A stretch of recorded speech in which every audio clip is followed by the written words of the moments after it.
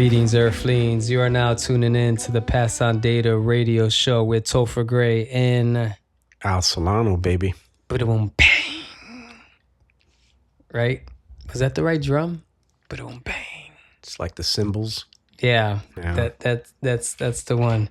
So first of all, I probably want to apologize for not getting this episode out way more in advance. I mean, hiatus is not the right word. Hibernation is not the right word. Small break will probably be more accurate as to why we've been a little bit missing in action. But we're back. We're back, baby. Just bear with us. We're not going anywhere for the audience. We are here to stay.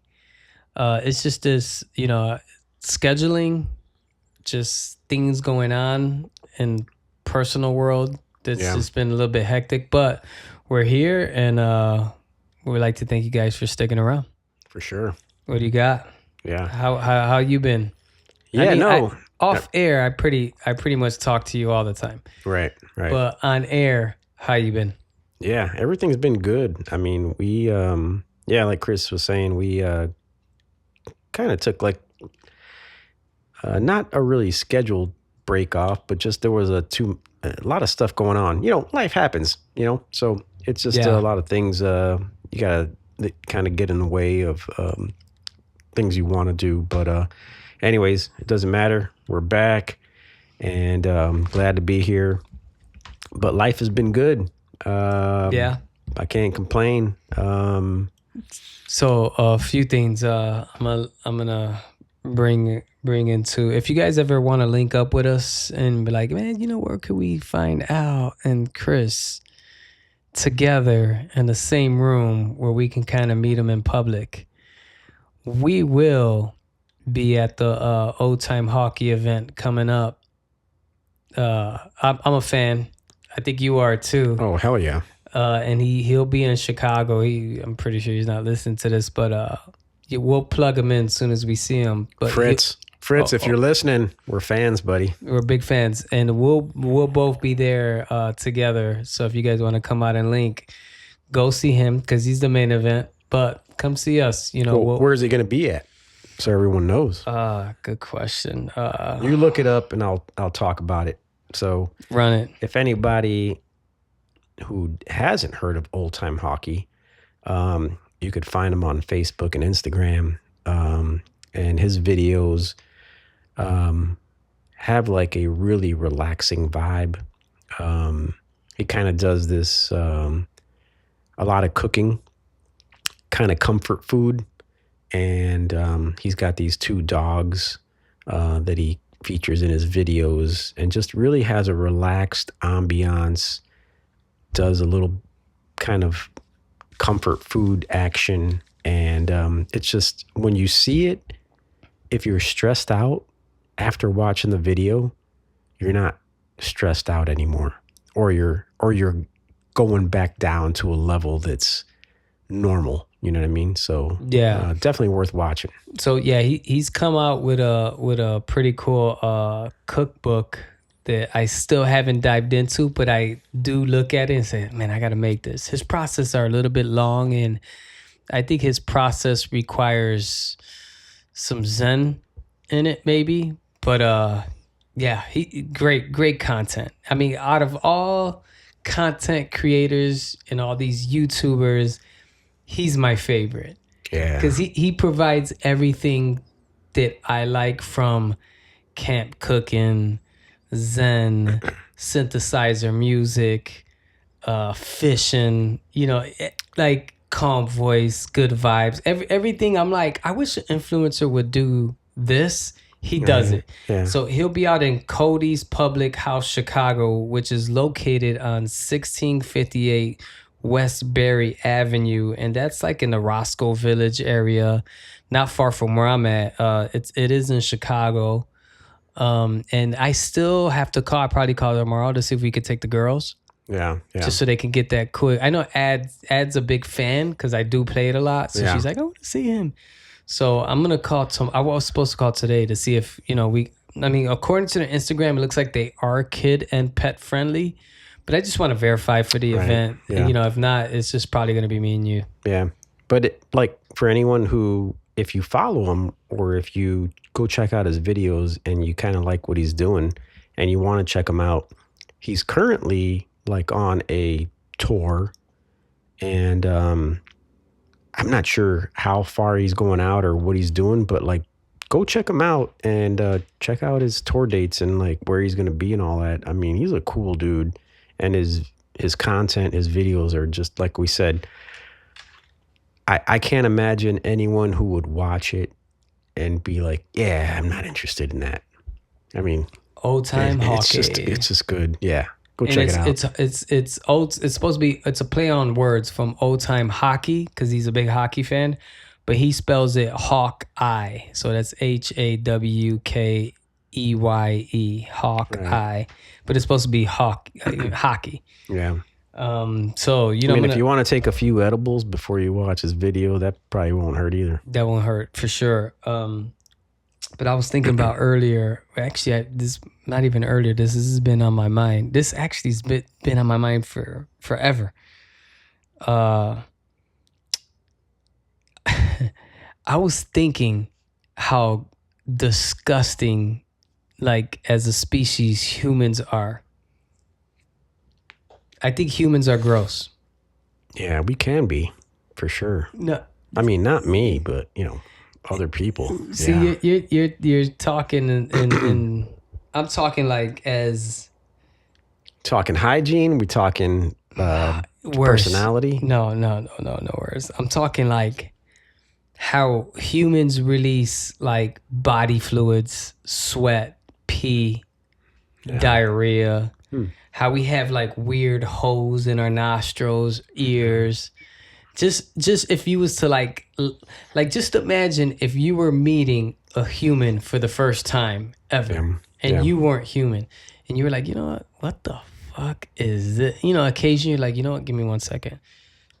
You burp. You're like, what the fuck is going on? Like, hey, excuse me, guys. Like, I go to the restroom. Like, what is he going to the restroom for? And then you just kind of sit on the toilet and you're just like, you know, just a human as a and I'm not even talking gender specific, just humans. Yeah. Ears, hole, wax, nose, nostril, Mm-hmm. you pee, you shit. It's not an attractive species. Yeah, I mean it's just biology. I mean, all animals. I mean, if you have a dog or a cat, I mean, you know that they pass gas and they smell and they've got like, you know, the same kind of things, right? Like earwax and kind of funk. I mean, my dog smells like he's been working at a Frito-Lay factory all day long. Yeah, but the thing with your dog, it's like not consciously aware of its hygiene, Jen. Yeah. Like people walk around in like Miami, Los Angeles, they get plastic surgery. You know, vanity is a big thing with humans. Mm-hmm. But like if you take a step back, you're like, vanity really doesn't mean nothing because throughout all that vanity of covering up whatever it is that you have subconscious on, you're still a disgusting species. None of that really works when you look at the bigger picture. You can get a nice jawline. You can get whatever it is that you want. You're still disgusting. You know what? It's funny. I guess you kind of bring this up, and as you were talking, I was just thinking about it. And a lot of times in this podcast, we've taken things back to the origin of our species, right? And you know, we're living in a civilized society right now, but I mean, literally, you know, some thousands, not even thousands of years ago. Well, maybe Let's say thousands of years 600 years. You know, we were prehistoric, right? And who knows how often prehistoric man bathed Yeah. especially if you were a population that lived inland and not super close to like a abundance of water, right? Dude, we weren't bathing 300 years ago every day. No. Well, No. think about even okay. Let's just even more recent. Let's go back to the 19th century, right? Like in the 1800s in this country, in the U.S. When think about even in Western days, people did not shower or bathe. I mean, there weren't showers really, but they didn't bathe. And then the creation of perfumes and colognes. I mean, that all kind of really started to kind of mask Yeah. body odor, right? And but even there were just recorded history when Europeans discovered the Americas. There were lots of journal entries of like how clean they saw the American Indians, like the native Indians of North and Central and South America. And at that time in Europe, they were living in freaking horrible conditions. I mean, the Black Plague, rats, trash, shitting and pissing in the streets. And that was considered luxury. And Native Americans were living clean. They cleaned themselves. There were journal entries of when Europeans saw Native Americans for the first time, how beautiful they were, how clean their bodies were, and how they lived and stuff, right? So there was a huge contrast between how these so-called savages were living and how Europeans were living in Europe at the time. So I take it back because I said, oh, that was like the luxury back then, which to an extent it was, where rats are just kind of roaming around. I'm pretty sure Native Americans would see a rat, but probably more cleansy. But is that a fact? What's that? The Native Americans were a lot more in tune with hygienes? I think the thing, there's probably a lot of factors, right? But I think in Europe, there were the development of cities, right? And people living in close proximity to each other, and poverty, and and all that kind of stuff, right? Yeah. So there was a lot of trash buildup and people in close quarters and not clean environments, whereas the Native Americans were living kind of closer to nature and not in enclosed kind of buildings and things like that. And so they lived in a cleaner environment, and they didn't have like a lot of the diseases that were coming, that they were experiencing in Europe at the time, back in those times. Yeah. Because in my mind, I always thought like when the Europeans came to settle and do whatever reckless shit that they did, that they were a lot more organized in that sense with cleanliness and almost, this is perception, like royalty. Yeah, no, this is how we're living. And I'm not saying so much the settlers when they came here to the North America and kind of settled. I'm saying like the situation that was happening back in Europe. Oh, okay, I got you. They were living in, some pretty bad situations, especially in some of the bigger cities. We're like talking Paris, about the London. the normies. Yeah. But the settlers that came and started settling the east coast of the U.S. I mean, they were. But go like 300s before that, 400 years before that. Still disgusting. Think about people like back then, like making babies, like the process of that. That had to be disgusting. And you mean making babies or having babies? Both. Like the process of fucking, right? Is what I'm saying. Fucking in the 1100s had to be disgusting. How so? Smell? Oh, you mean like because people didn't bathe and all that? Yeah. As often, and it was all smell. Well, that's why I was going back to like to some history back. Grooming a little. I think we're talking no grooming. Well, I'm saying I think Women. everyone. Let's just say it this way to keep it real simple. Everyone stunk. Everyone smelled. Bathing wasn't like a daily thing, right? So women and men smelled. Shaving. And so everyone smelled, and I think you just got used to it. And I think people just got used to like each other's odors and stuff. And I don't think that cleanliness being like how we live today. Yeah. I don't think that wasn't a reality back then. So everyone we were smelled. tolerating poop a lot of stains, BO. poop smell, I think there was just a lot of BO, and a lot of poop stains. and it was natural. Poop stains. How were you getting that out? Oh shit! You had shit everywhere. There was no toilet paper back then. Natural soap, just scrub that shit out. 1100s. Yeah.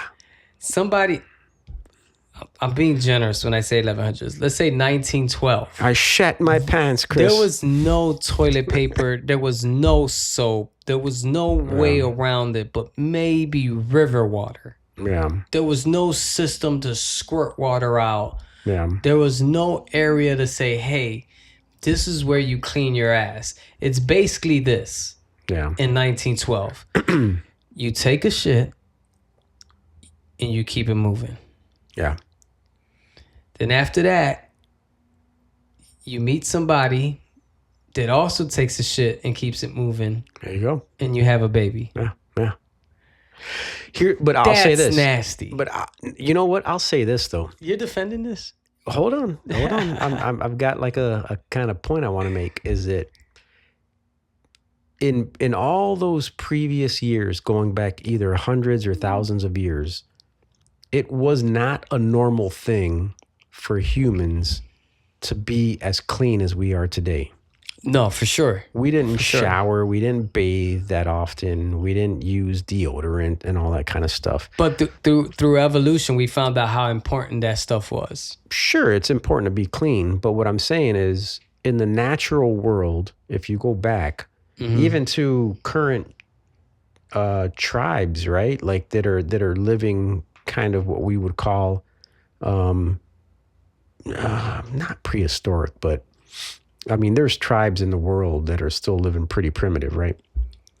And they don't bathe every day and all that kind of stuff, but they do pay attention to cleanliness and they do groom themselves and all that kind of stuff. But I have to imagine that there's still a very natural smell that comes from them and a natural way of being, right, for their bodies and stuff. Yeah. And all I'm saying is that back in the day, people would have just been used to that being amongst one another, right? Like it's not like you being transported 800 years back from now and then being put in like, let's say whatever time frame that would be. And then being like, wow, the people really smelled back here. You know what I mean? Like they just, because your standard of living now is different from how everyone lived, it's men evolution. and women. It's all evolution.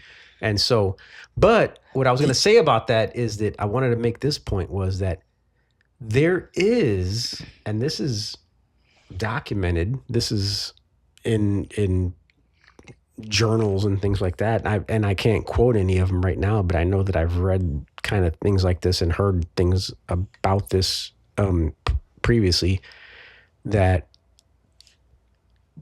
there is it's like an aphrodisiac, you know what I mean? Like an attractiveness thing that humans have with one another, men between women and women between men, or, of their natural scent, like that scent that I get, maybe to put it more clearly, like a body odor that men put out for women and women for men, that they find like attractive.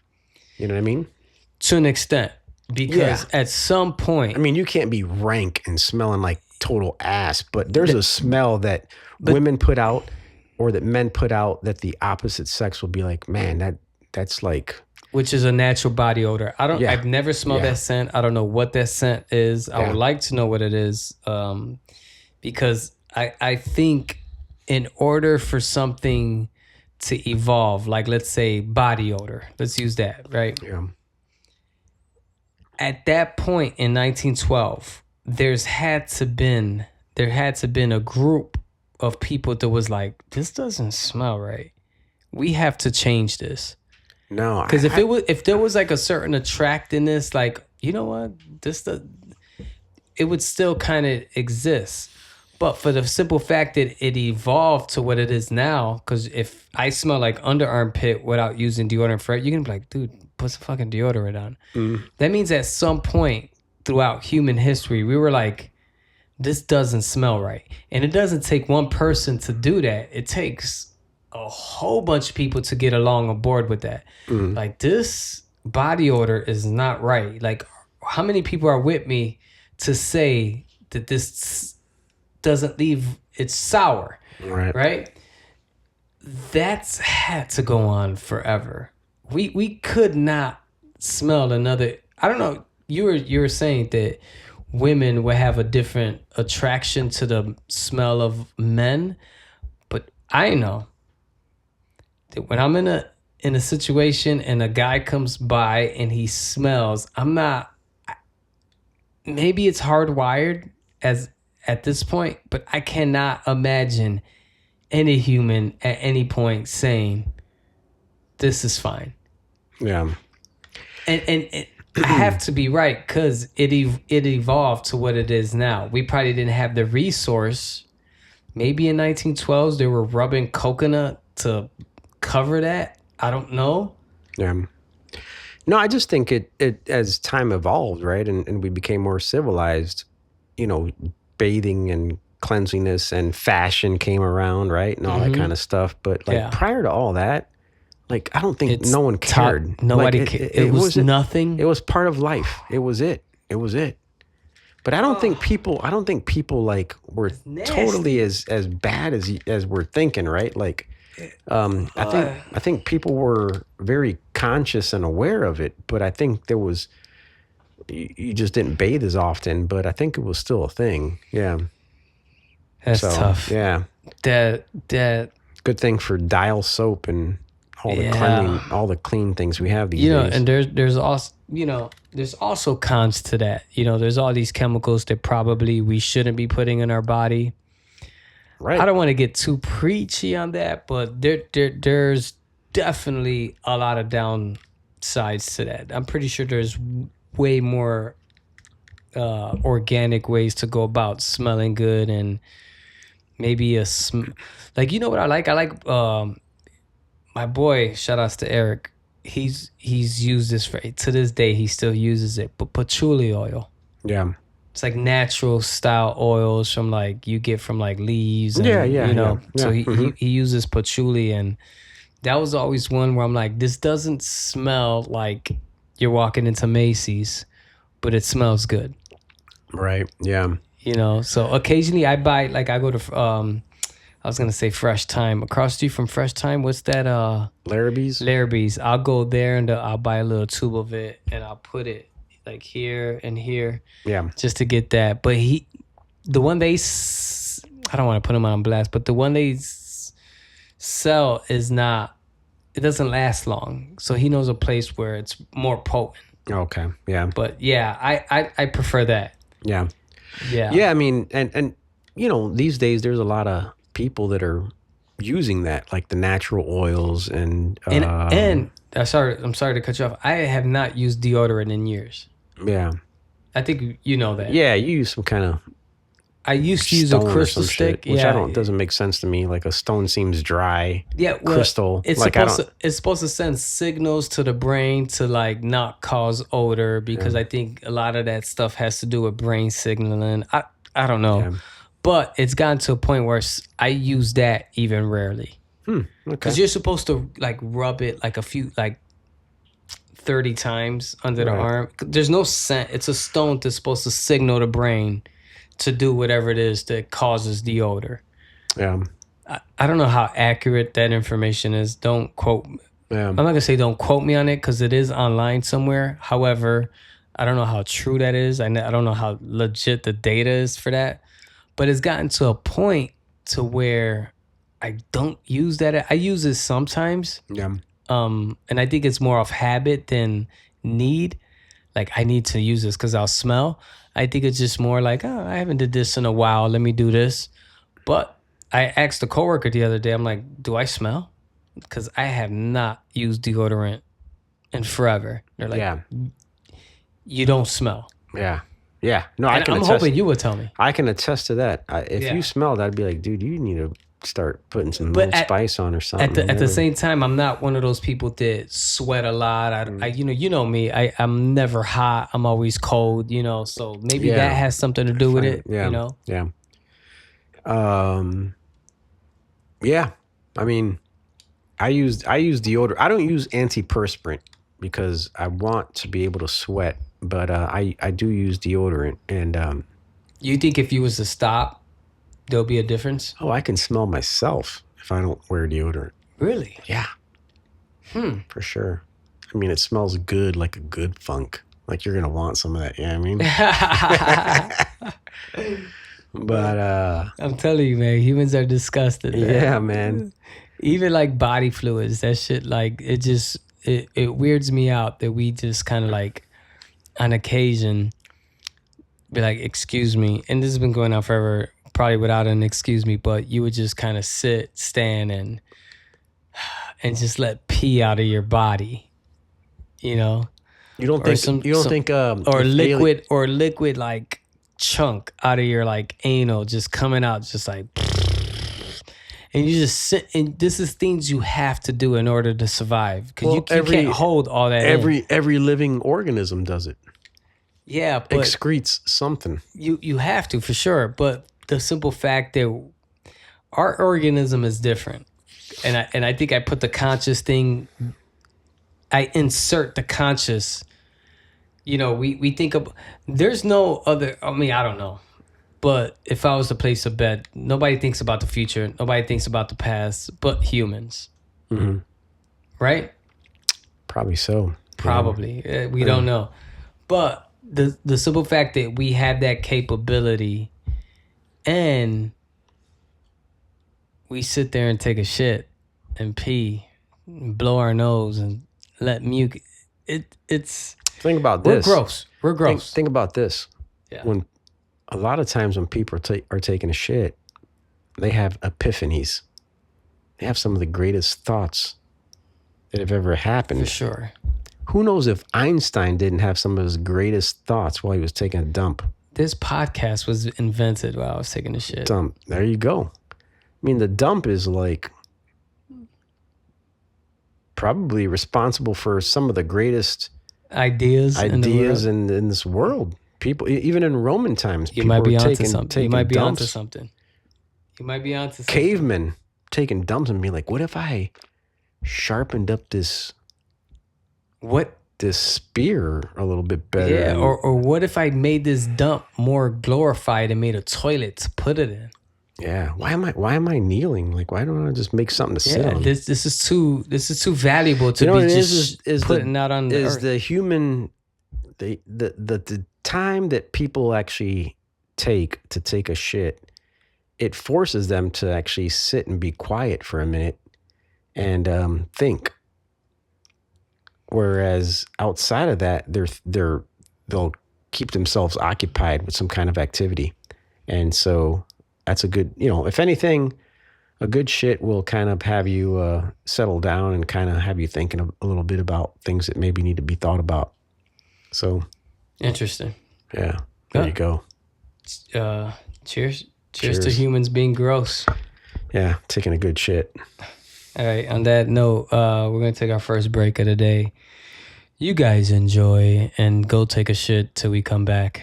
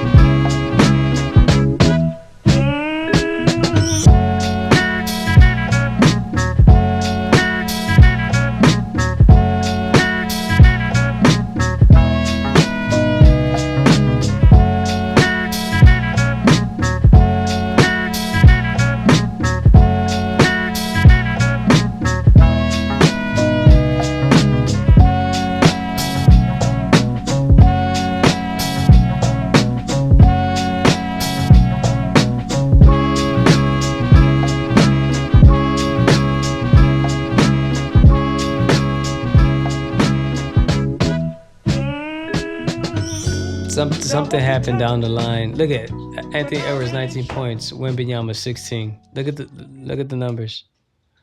16 and 19. Here we go. We're back in. Yeah, we're here watching the Wembanyama versus Anthony Edwards Minnesota Spurs game. I'm a big NBA player rather than team guy these days. So I kind of root for players more than I root for teams. If I'm going to root for a team, it's always going to be my hometown team. I'm not rooting for another team. I like Anthony Edwards. He plays for Minnesota. I'm not going to feel, look at him, there he goes. I'm not going to feel a specific way if Minnesota, like, it doesn't mean, like, I like to see the players. I'm more about the players than teams. Right. Yeah, but we're back. Stupid podcast. Not Stupid Box. Look at me, Stupid Box. Where are we at? What's the name of this podcast? Pass on data, baby. Pass on Data. Pass on Data podcast. This is like my 5th one. Of what? Podcast. I think I had 1, 2, 4th or 5th for sure. Mm-hmm. So if I start mixing up names, I'm also drinking a Two Hearted IPA, which is probably my favorite beer as of now. Is IPA considered beer? Yeah. Yeah. So it is a type of beer. Yeah, that's from Bell's, which is makes a lot of different beers, but they have the Bell's Two Hearted Ale IPA. It's a good one. It's a pretty good, solid one. Yeah. I'm having the Chicago 312. And it's a classic. variety pack from Goose Island. That's a classic. Yeah. That's a classic. All right, so we're going to jump into our main subject of the day. And, before I jump into the subject, I'm going to say, we haven't been recording, but I think we've been in tune as to what's going on in the world and what's going on in culture, what's going on in music, what's going on in movies, and what's going on. We're not out of the loop on a lot of things. Yeah, and I don't think anyone listening is either. Hopefully not. But even with sports and just everything in general, I do keep up with like the important things. And I guess keeping up with specific like things, you have to get your information from a place. So I guess the question I have for you is, where do you get your news from? Whether it's political news, you can dive into that if you want, sports news, or just where do you get your information from? Yeah. Like everything that we talk about and you're like, hey, I know for a fact this is what it is. Yeah. Yeah. You're not, it's not coming from the ethers. You're getting it from somewhere. Yeah. So I want to know, where is it that you get it from? Yeah. So I really mix it up because I know that one source isn't enough, but I'll say this. So I mix it up. I listen to a different, I watch a couple different channels, just because I want to get a variety of input and viewpoints. Like I'll give you an example as far as TV goes. I'll kind of watch like ABC News, and then I'll watch like, I'll kind of, and I know a lot of these channels are kind of, what's the word? Biased, right? So I'll kind of watch like a CNN, and then I'll kind of turn it on to like a Fox, and then kind of You're watching both? Yeah, kind of like see how they're, and it's so crazy, right? To see how they pitch a particular topic. And then I'll do the same online, right? Like I'll kind of watch, like I'll kind of check out like maybe like the BBC News because it's more of like European. I'll check out like AP, the Associated Poll News, and it's always cool to get like political news, especially like from another country, to see how they kind of view us and stuff. I always thought that was interesting. But I'll be honest with you, aside from the network TV stuff, like the network cable stuff, and people, I know there are people on podcasts and things like that have like certain kind of news sources that say, oh, I mean, but everyone, I mean, as far as the big stories, people are you can get the big stories and all that, and get the gist of it, right? But I think you're kind of going more on like who's kind of spinning the news in a certain way, right? Who's kind of that kind of thing. I think anybody, because we're all humans. Yeah. So we're all capable of doing nasty shit. So when we speak high of professional journalism, journalists that went to school, that have good intent, just the whole criteria and the whole resume of like, you should trust me. Right. I think that's even like flawed. Like I want to. Yeah. Like I think the goal of any of a journalist or a company or a news station or a radio station or whatever it might be that says, hey, we're journalists, is just to report the facts, the truth. That's it. And and you're not putting a spin on it. And that's it. That's what a journalist is. They're just reporting the facts. Now there are a lot of sources now that are kind of like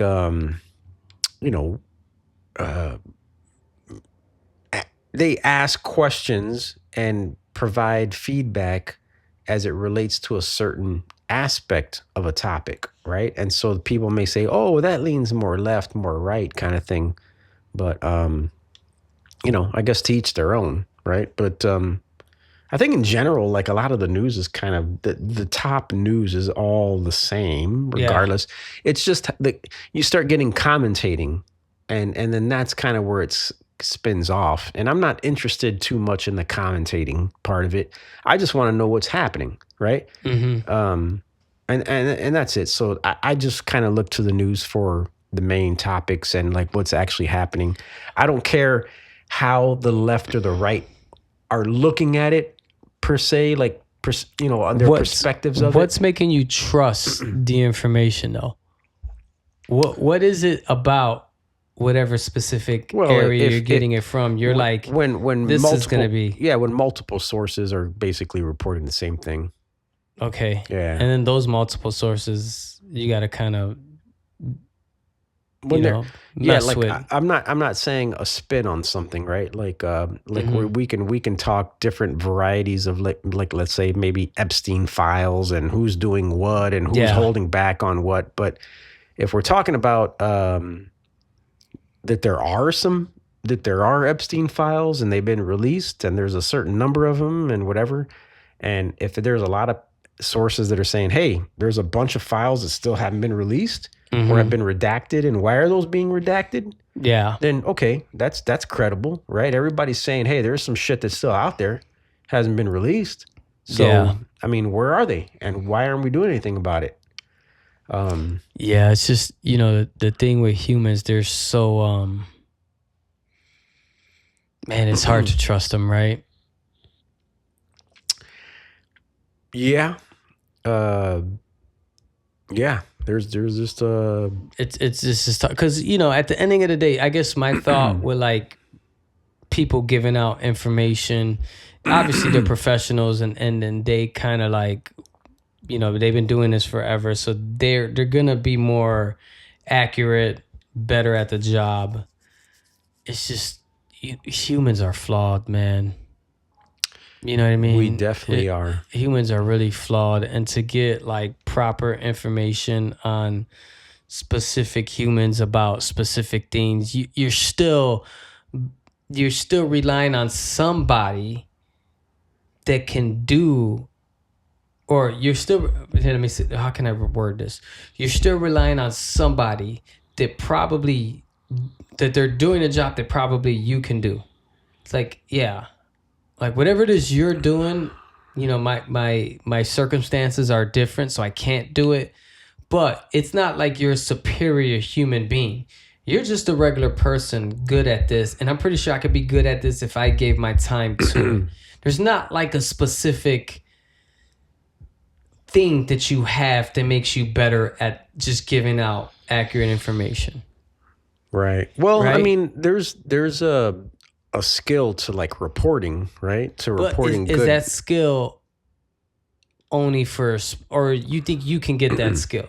Like if I was to say, can you do that? You think you're like, if I work hard enough, I wouldn't want to. yeah, for sure. But if let's say I guess you let's say if could. you weren't married, you didn't have kids, and you're like, you know what, I want to be a journalist, and Yeah. you think you could do it? I think it's harder than what it sounds like It's because like, okay, look, it's like basketball players. yeah. You can't dunk a ball, No. right? No. It's hard to say, can you ever dunk a ball? Because I think at this No. point, no. But Spud Webb was can proof dunk that, it. Yep. a short guy can dunk.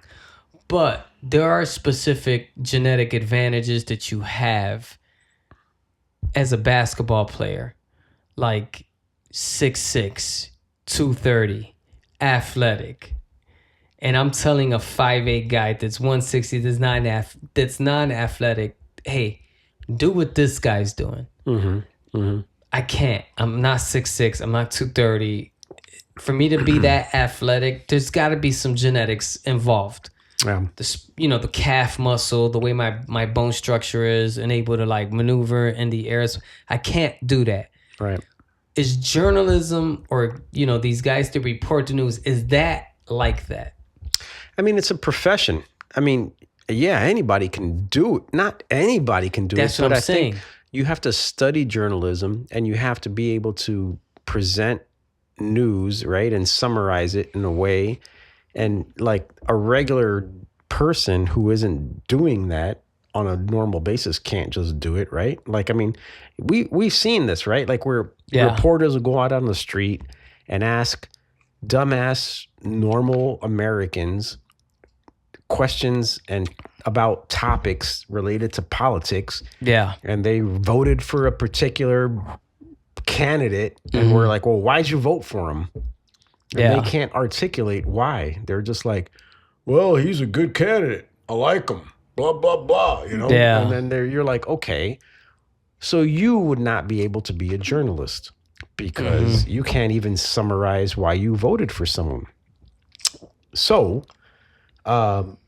but there are other people that you can be trained to do it, is what I'm saying. If you want, you can go to school for journalism to, but there's some skill that's related to it too. You know what I Yeah. mean? Like there's writing skills. Like there's people who write for newspapers, people who can articulate things better than others, right? And that's where, to me, I think that's where the art kind of comes in.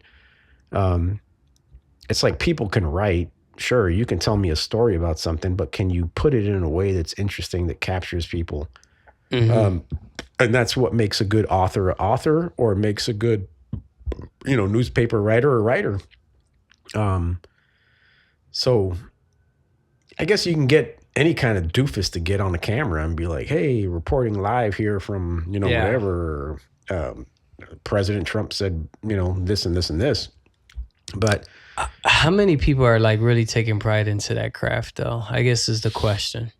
I guess that's the main question, right? How many people are like, you know what? I went to school. I'm good at writing papers. Like, I'm good at this, and I'm not going to be biased. I'm not going to sell my soul to the devil. I'm going to give you 100% accurate information, because it good doesn't question. take a while. It doesn't take much to me. Hey Al, I know you've been doing this for a while. But we checked your search engines. I'm not gonna tell you I checked your search engines, but this is just how the conversation's going, and I kind of noticed you're into a lot of cool things. But we noticed some of these things are like out of my reach. So we know you want 3 properties by the coast of Spain. another one in I don't know, in the mountains in Washington, and maybe Utah You're somewhere. damn right about that. You know what I'm saying? And then we also see that you're scoping out somewhere along your hometown, Costa Rica. Huh. And these are nice properties. And we always see you clicking on your Google search engine like, man, I wish I could. We're going to give you 3. Oh, whatever ones you want. We just need you to change the narrative on this specific subject. No can do, sir. I'm a true journalist. I keeps the story real. I keeps it real. That's what I'm saying. Yeah, I mean, I keeps it real, brother. But how many people are saying that? I don't know. Listen to how. Are you listen saying to how that that journalists? sound? Are you saying that journalists are being bought? Yes, 100%. I don't think so. I don't think so at all. Really? True journalists. Well, true would be a you saying no. But No. how many true journalists are there? I'm not saying Are you all. are you talking when we're talking journalists? I'm talking about journalists. I'll say like this: journalists on big network TVs. Like, I'll point out one, for instance, Mary Bruce on Okay. ABC. She's a true journalist who reports for ABC News on, stories out of the White House. This lady she's just reporting total facts. She asks questions. She reports. How many ladies are like her?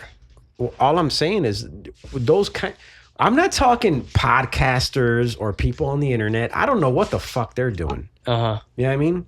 I'm talking about real deal, like, journalists that are they're not, because you know what? If they're compromised, then their whole career is compromised. I mean, if they, you know what I'm saying? Like they like someone on a podcast or like on the internet can kind of like say some bullshit stuff, and there's no real consequence. People be like, I'm just gonna not follow this guy. So imagine or whatever. if she's giving the real news on a specific product, right? Let's say, well, she's more like just political kind of news, yeah, White House stuff. yeah, but even that, you get advertisements as like, who's this lady that's shitting on our product? Well, she's not doing any product stuff. It's all, the network does it. But when I say product, I'm not talking about like a pharmaceutical. Like a product could even be a politician. Because we see it on. But here's the thing, though. I think maybe kind of what you're missing. Like, a true journalist is supposed to be by default independent. They are independent of anything and everything. They are not going to be ruled by their network, and they should not be. And as a journalist, like, your ethics should be, even if my company said, hey, we don't want you to report on this, you should report on that. You should report on the fact that your network told you not to report on this, and you should go out on your own and say, hey, I am a fucking journalist, and my network that I worked for told me not to report on this, and so I'm reporting on this on my own, and they fired me. I'm getting canned for it. That's what a journalist does. Yeah, I'm 100% on board with everything you're saying. But I think if you did that, people would want to hire you. They'd want to interview you. They'd be like, what? No. What happened? They're not gonna hire you because they're gonna have, like, Of course they would. You think they would? Who wouldn't? Who wouldn't? A person that's like, we can't hire this guy. We just see he rats out his own company. Anyone else? The opposing party, the opposing group to that would be like, hell yeah, we want to have him or her on. We want to know what the story is, because everyone wants to know what the story is. They want to know the truth. There's always gonna look. You gotta go. You really gotta go. Regardless of where we stand on anything, there's always 50% of the people that are good, 50% of the people that are bad. 50% of the people that like ketchup on hot dogs, 50% don't. Yeah. So when you say, my network is trying to tell me not to report on this, and I came out and reported on it, that person is not going to be shut out.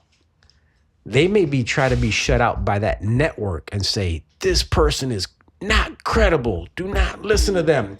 But everyone else is saying, bullshit. They got something to say. We want to hear it.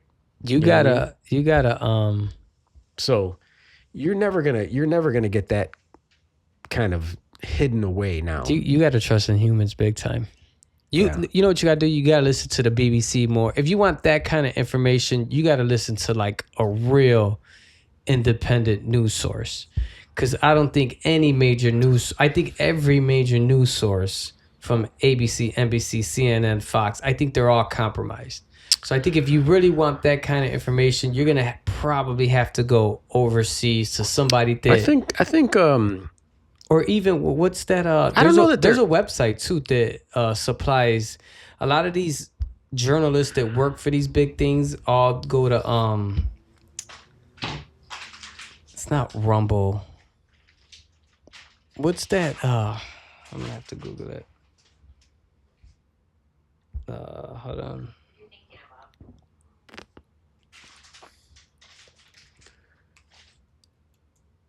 Yeah, I mean, I think in general, like if you're considering yourself a journalist, then you're considering yourself really independent, right? Because that's your whole thing. I mean, your whole livelihood relies on you being independent of what you're reporting, especially when it comes to like politics and stuff like that. And so, I don't think you can.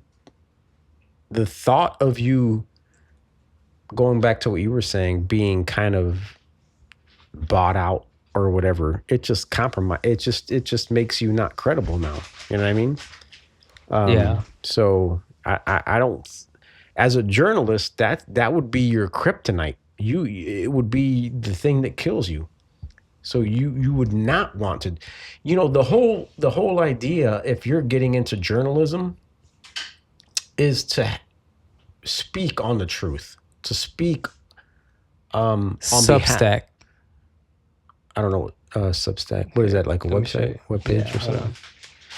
But anyways, I think being a journalism, your whole job, your ethics is to bring out the truth, and not be swayed by anything outside of that. So I think people have trust in the media, most media, to do that. You know what I mean? Yeah. And you see that in like local newspapers and papers and news and stuff like that, where they report on whether it be like corruption with police or corruption in politics and stuff like that. So you see that, right? I mean, it's there. And that's the whole purpose. And that's why the White House, for instance, has a media corps. It's there to ask questions and say, hey, what are you guys doing? This doesn't make, what you guys are doing doesn't make sense, right? Yeah. And the White House and politicians may not like that, but the news, they don't work for us, but that's kind of their function, is to bring out the truth and report the news for the people, so that the people know what the hell's going on, right? Yeah. Here's Substack. That's kind of, I'm not leaning towards these big. This is probably where all independent, like a lady like you're talking about, will probably eventually end up in something like this. Yeah, I mean, well, there's different sources of news, right? But like I'm saying, in that's general, the thing. The sources is the main thing. Here's what I guess what we'll get to, or what maybe we should talk about, is that there are networks that have been created, and I'll just say one, because what the fuck, what I got to lose? Fox News. They're the most fucking one-sided. I don't even call it journalism, because it isn't journalism. No. Fox News is not journalism. It's a fucking opinion show. It's a fucking bias show. It's a show. It's not even fucking journalism. So actually what this government should do is like how France regulates wine and cheeses and says you can't call champagne unless it's from the Champagne region and it's made in a certain way. you should not be able to call yourself a news broadcast or a news organization unless you adhere to certain ethical rules and shit like that, right? America's not And applying fucking by that. Fox News is not that. Yeah, For one, there are many others, but that's just one example. The thing is, like, the people in Fox News, yeah, they're gonna frustrate you. However, the people running that shit does not care. They see this as just. I consider it entertainment TV. It's just Exactly. entertainment. Yeah, you that's were exactly there what just it to is. entertain and provide an opinion and your spin on shit that's happening in That's the world. probably like the best analogy ever. That's all you're doing. It is entertainment TV. Don't tell me you're a fucking journalist. You're not. You're not a journalist, and you're not news. Don't say news. You know, like, here's the thing. Like, you can't call That's why a lot of drinks are called sparkling wine, because they can't be called champagne. Well, you shouldn't be called Fox. You shouldn't be called Fox News. You should be called entertainment. Fox Entertainment. Yeah, That's it. Because I think that's how the higher other word you want to put on that's it. how the higher ups are actually treating it. Look at this guy, being. Do you want a quesadilla? Sure. Quesadilla. Yeah. So, Wait, are There you you that go. way with sports news as well? well, sports news by default is opinion. There's no. I mean, it's No. factual. Yeah, I mean, it's there's factual in mad sports. numbers. No, but what I'm saying is it's numbers with opinion. All sports news is, right? Mm-hmm. It's like, well, why did they win? Why did they lose? What do they need to do to get better? All opinion. Yeah. All opinion. Right? Even during a game, even during halftime, there's commentators and they're talking about a game and they're saying, "Hey, the Chicago Bulls are losing by 10 at the half. What do they need to do to get better, Chris? And win in the third quarter? Well, we need so and so to fucking step it up and blah blah blah." That's all opinion. You don't know that that's what it needs. I mean, it's all. But it's the same thing, the though. only These thing that's journalists, factual are the actual stats. These journalists are studying that to know that's exactly what it needs. It's just like the news. They're like, I do this for a living. I know what this needs. But it's all, as far as sports goes, it's all obvious shit. It's called basketball. We need the best player to have the ball and make a shot and those shots to go in. Guess Yeah. what? We all know that, dipshit. It's called basketball. Yeah. Yeah, you're right. Yeah. You're right. So you're not telling me anything I don't already know. I'm just listening to you because I'm waiting for the fucking game to get back on. But you kind of want to know who's the guy that's gonna make that shot. Like, if you're like a casual fan, like, all right, I'm gonna tune in. Who should I be paying attention for? That's when journalists say, "Hey, you see this guy Wembanyama? That's who you should be paying attention to." Yeah. But I mean, so with sports, it's different, right? I mean, you're not looking for like factual. You're getting factual reporting in the scores and the statistics, but 90% of sports is opinion, but you want that. You're listening to that for the opinion because when you get Stephen A. Smith telling you what the Bulls need to do to improve in the next 3 years, and he's got great ideas, and you're like, this is what and you're like, whoa. I mean, whether you like the idea or not, you're like, I mean, okay. I mean, he's making some good points on, whatever. But a lot of sports news is that way. But you don't want your national news to be that way. Your news on politics or other hot topics, right? So. Yeah. But yeah, news. The news. What's it good for? Boom, boom, boom. Absolutely nothing. All right, let's dive in. Let's go.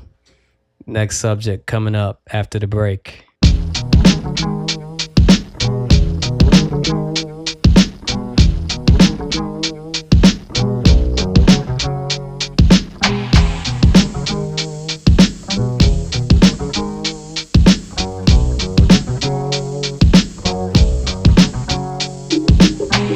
So you have a good amount of rainbow trout.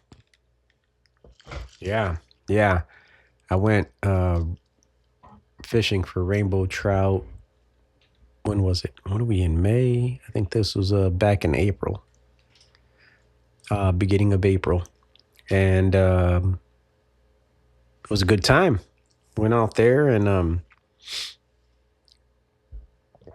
had some luck.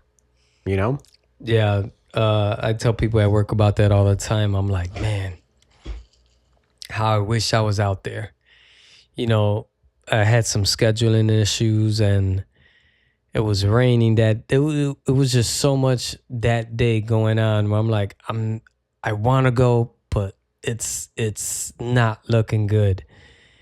And then you hit me up like, I got trout, and not just a trout. How many did you get?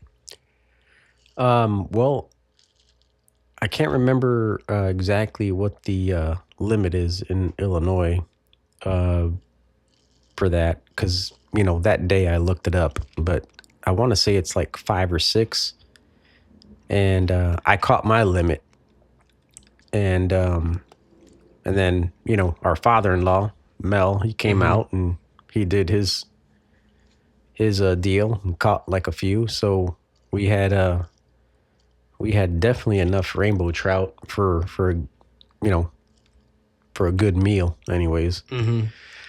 And the most interesting part was that like I was telling you earlier, when I researched fishing rainbow trout, a lot of people were saying, hey, you got to get some spinners out there, right? And they had specific brands and things like that. This is crazy. And I went out to Bass Pro and purchased some, and got them in different colors, and because you never know what the fish are gonna hit. And when I first got out there, I tried 2 different colors. I tried like a neon green kind of color, and I tried like a white one. Did you have any flies? No, because this was in a lake, and not in a river. And I knew, like, I guess you could use. You know what? I shouldn't say that. I was gonna say, because I didn't use a fly, and I was gonna respond with no because I wasn't in a river, but that doesn't matter because I've seen people fly fish in Florida, in the bays, on the beach, and catch fish and trout flies. likes, So I was trying to say that flies are more specific to a type of water, and that's not true. You could use flies for whatever the hell, wherever you're at. But no, I didn't. So I tried at first with these kind of spinner lures, and that didn't work. That wasn't working. Nothing was hitting, but I can see fish jumping out of the water like crazy, and I'm like, man, they're out here. So on a whim, on the way in to when I was going fishing, I was looking for something to have to drink while I was out there on the water. So I was like, man, I want to stop somewhere and get me like a Mountain Dew. And I just happened to catch a Ace Hardware on my way there. And I said, you know what? I'm going to stop in the Ace Hardware and I'll get something to drink there. And then, you know what? I'll just pick up some worms. And because I had one of my poles set up with like a bobber and a hook. And I thought, you know what? Worst case, I'll set up, because, here in Illinois, you can have 2 fishing rods out while you're fishing, right? So I said, I'll set one out and maybe kind of like see if I can set it up to where it's just kind of hanging out, and then I'll run like an active line where I'm just kind of fishing and reeling back in and that kind of thing. Well, anyways, the lures that I had weren't working, and then I threw out the worm on the bobber, and then boom, hitting. Started catching trout. All right. And then I got one, put another worm on, threw that out, boom, got another trout. And what I noticed is that a lot of people around me in that lake they were doing the same thing that I was doing. They had these spinner baits and stuff, and they were trying to catch trout that way. And no one had live bait. No one had worms or anything. And then they saw me like just reeling these things in, and they were just like, "What the fuck's this guy doing? How's he reeling them in?" And I was using worms, catching them. Yeah, I know you caught a good amount. Yeah. I guess maybe for me it kind of hit this way, but I want to know your opinion or how you feel. How many trout did you catch? You. I caught 6. Are you being generous? You got a smirk on your face. That's all right. We'll leave it at 6. All right? I caught 6. Okay. All right. So this is what I'm saying. Because I know the amount. And it's 6. Right. But this is what I'm saying. Did it hit you then? This is how I feel. It didn't hit you till later on. Or maybe it still has it. That even though it was stock, the fact that you were able to catch a good amount of rainbow trout opening day Mm-hmm. and have some to cook, Yep. and they were nice sized, Yeah. and they were nice. beautiful. They're Yep. not like ugly fish to No, catch. rainbow Like, trout, some of the best fish you can catch. were you like, fuck, that was good. That Yeah. was good. I was At happy that about moment, or did it hit you later like, oh my gosh, that might have been one of my, was it one of your favorite? Because I'm looking at it from afar like, oh, this is going to be one of the highlights of his time. it. Yeah. Like, think about of all the times you've been fishing. Yeah. Have you ever caught rainbow trout? No. Nope. And this much? Nope. This is what I'm saying. This has to go top fishing. Like, Yeah. I don't know what's, do you need more drinks? Do you need a good meal after? Do you need a good meal before? Like, I don't know. But from the outside looking in, I'm like, this is going to be one of his fishing moments. I don't know if he realizes it yet, but this is going to staple him as like, he's going to be like good. Yeah. Yeah. Man, I'll tell you what. I've been wanting to catch just trout in general. Mm-hmm. Not even a rainbow trout, even like a brown trout.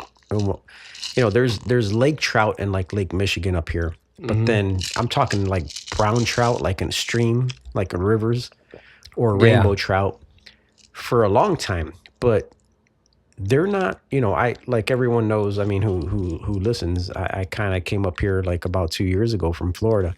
You cannot get trout in Florida, at least not that I know of. Unless And it's perch. unless it's like northern Florida. You said perch was that way too, right? Perch is the same way. You are not catching perch in Florida. There's a certain species of fish you're not catching, right? Because, but Florida is a fisherman's paradise. I mean, there's saltwater fishing, freshwater fishing, but there's just certain species of fish you're not going to get. And so, anyways, I had, you know, being like a outdoorsman and loving the outdoors, one of the fish that I've always loved seeing people catch and always wanted to do so myself was a rainbow trout. Yeah. And so being able to go out there this last month and catch them, was like sort of like a bucket list thing. It was awesome. And when I caught that first one, because I didn't know what to expect. I mean, I just knew that, you know, and by the way, I went out there to this lake and it was busy. I mean, there were just a lot of people out there.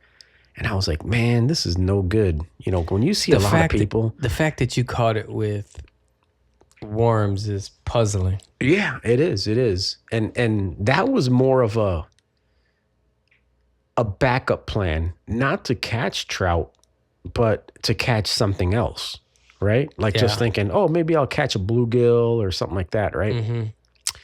And but yeah, anyways, to go out there and catch these rainbow trout, and I caught that first one, and it was a big one. I mean, Yeah.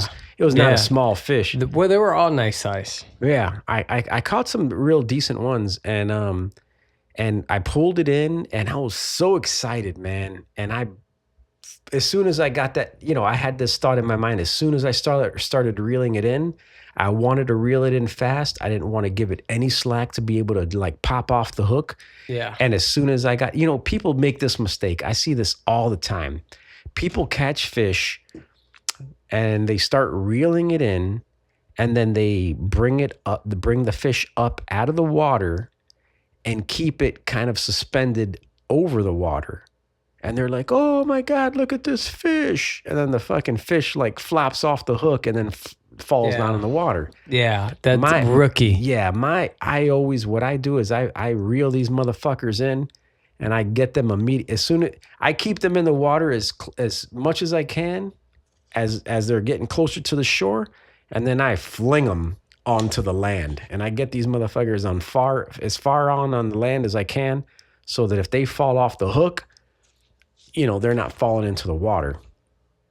And because how many times have you seen even that they get on land and they will just flip and flop and then fall back in the water? Yeah, and then people that's are common. Like, oh, that's common. Yeah. So I didn't want that to happen, especially to like if I caught one of these rainbow trouts, man, that I was so excited about getting. And anyways, I was fortunate enough to get a couple of them and get some good pictures. I don't know if you guys follow me on Facebook or whatever, Instagram. I posted some pictures, and man, they were. Yeah. Anyways, I was super excited to catch them. It was a bucket list fish for me to catch. Mm-hmm. Just like when I first got up here, and I told you guys when we went fishing, one of the first times I got up here, I was like, man, I want to get perch. Never got perch. Let's get. And we went out there, man, on a boat, on your boat, actually. Mm-hmm. We got perch. Man, we were. I mean, these perch weren't super huge, but they were eating size, and we made some good food out of it, and good memories, and caught some good fish out of it. Yeah, yeah, and that was the thing when you caught the rainbow trout this last time. Man, that was a good feeling. At least for me, I was like, "Fuck yeah, he got rainbow trout!" Like that was. That's what I'm saying. For me, it was so satisfying to note that you caught rainbow trout opening day, beautiful fish, big, a good amount. Like I'm like,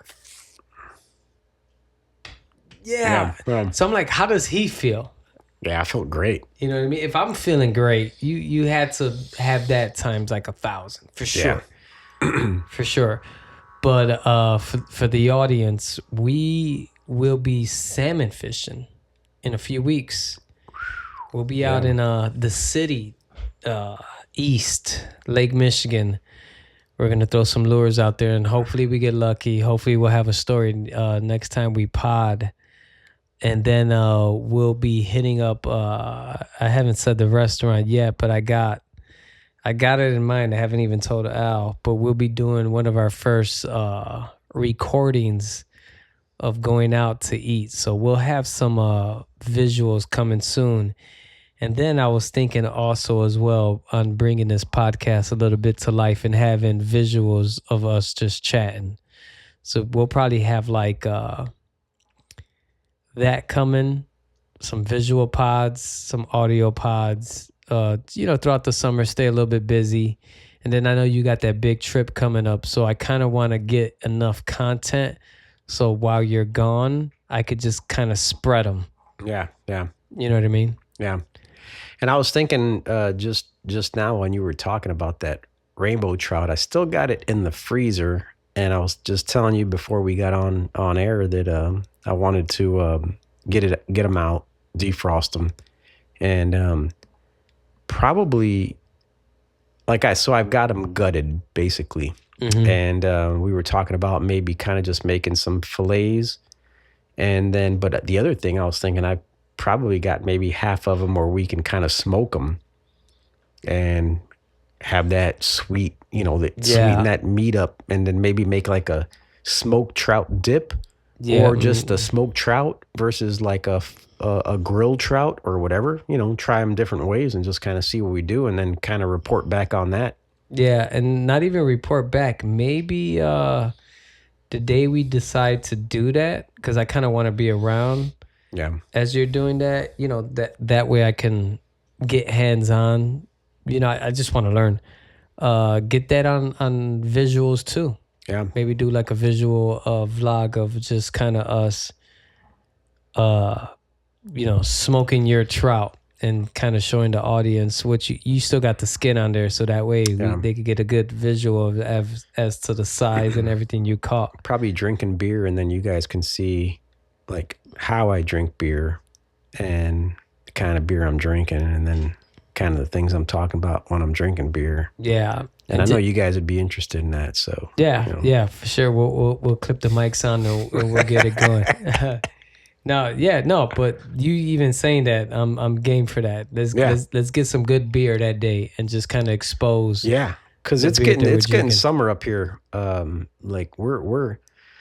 I mean, what was it today? Like, I mean, it was in the 65, 67. in the 60s. It might have hit 70. And down south, that seems like still a little bit cold. But like, man, that's good weather up here since it's been cold. It's so I mean, it's good, and it's going to get warmer. So like we're getting into that. We're getting into the summer feels now, and starting to wanting to grill out and be in shorts and do all that kind of stuff. So yeah, and it's the Four Seasons hit different, right? Like when you see that 70, you're like, it's a different feeling, but it does create more want.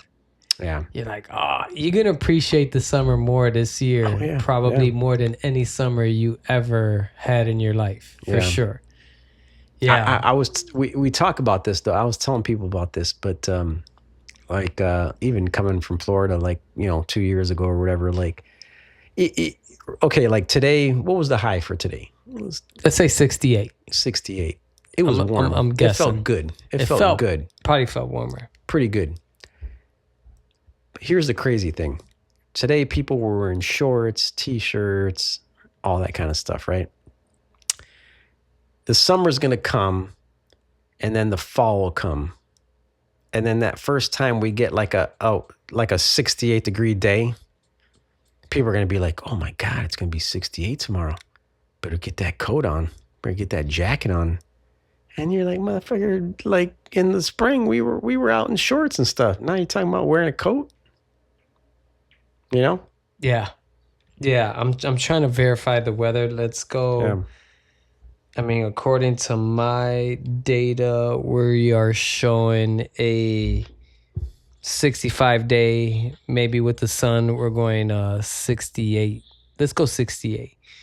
And then tomorrow we're hitting 70. Mother's Day, we're hitting 60. It'll probably feel like 64. Perfect. Good weather. We're having good weather. So, yeah, we'll have more visuals coming up that you guys haven't seen, and we'll have more pods, and we'll have more pod visuals. We're gonna be busy for the next few weeks, I say. Maybe we can get a lot of stuff in. Yeah, I think so. And then that way you guys will be occupied in the summer. Yeah. With some good content. Yeah. Until then. Boom. We are out of here. Keeps it real. Keeps it real, people. We're out of here. Anything you want to plug? Anything you want to say? Mention that Instagram handle so people can see the trout you caught. Oh, shit. What is it? What is my Instagram? I don't even know. Let me read it off. Hold on. In the meantime, while he's looking, I am at Topher.Gray. That's Gray with the E, not the A. You guys can go on there. You guys can go on YouTube and type in Pass On Data Network. And then it'll probably send you straight to the YouTube channel where you guys can catch old episodes of the Pass On Data podcast. And then if you guys want to get more personal, we also have a Pass On Data podcast that I try to update regularly. So you got the Pass On Data podcast Instagram. You got the Topher Gray with the E instead of the A Instagram.